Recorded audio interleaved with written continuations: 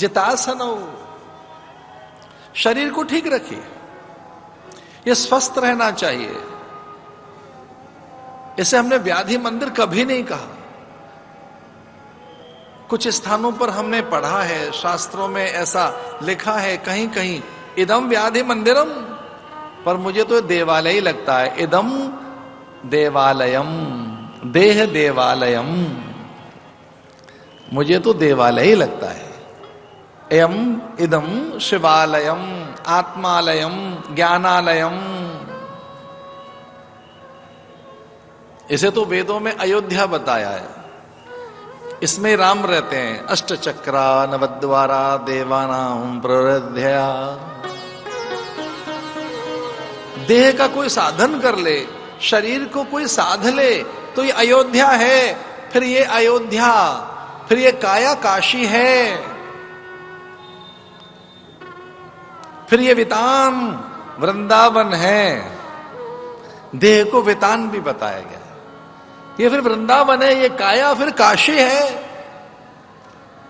फिर ये आयतन अयोध्या है। अष्ट चक्रा नवद्वारा, क्योंकि जो देव सामर्थ्य है वो मनुष्य के भीतर है, और देव की भी अलग से सामर्थ्य, यानी महादेव की सामर्थ्य, भगवदीय सामर्थ्य। थोड़ा संकोच में एक बात कहना चाहेंगे कि देवताओं को भी दुर्लभ है ये सामर्थ्य जो मनुष्य को है। वे तो पुण्य से केवल स्वर्ग में पहुंच जाते हैं, वो गंधर्व, किन्नर, यक्ष अथवा देव या पितर हों, उनकी सीमाएं सीमित हैं, उनके अधिकार। पर मनुष्य के पास अपार सामर्थ्य है।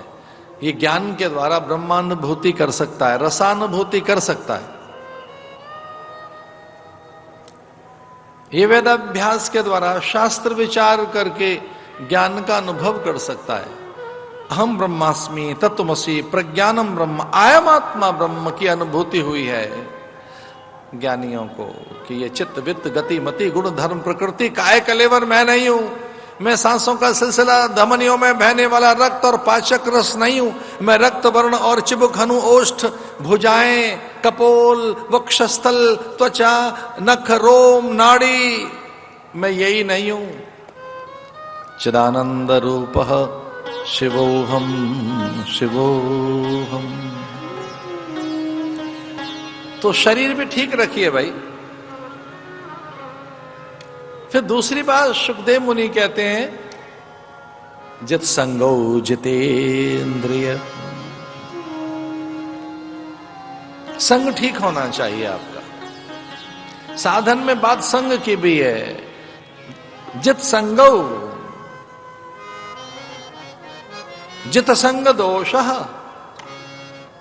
संगति से आप में बेकार ना आ जाए, आप में विचार का परिवर्तन न हो जाए, आपके कोई निर्णय परिवर्तित न कर दे, आप में कोई एक विषय का अभ्यास न हो जाए, अथवा आप किसी एक अध्यास के अध्यस्त अथवा अभ्यस्त न हो जाए। उसका जो व्यसन है, कई बार तो कुछ आग्रह हमें बने रहते हैं, पूर्वाग्रह, हठ बनी रहती है, जिद बनी रहती है, किन्हीं के लिए हमें ईर्ष्या रहती है। ठीक ज्ञान न हो और पाप का बोध हो तो ग्लानि पड़ी रहती है। मैं बहुत विनय पूर्वक एक बात कह रहा हूं, अगर आपको बहुत सुंदर दिखना है तो अपने शील और संकोच को संभाल के रखिए, लज्जा को संभाल के रखिए, अपने पावित्र को संभाल के रखिए, अपने सदाचार को संभाल के रखिए, अपने नियम संयम संभाल के रखो, आदर संभाल के रखो, अपनी शुचिता पवित्रता, अपने स्त्रैण, अपनी स्वाभाविकता, अपने नारीत्व को, अपने भीतर की वो जो सुकोमलता है, सौरस्यता है, कमनीयता है, आपके भीतर जो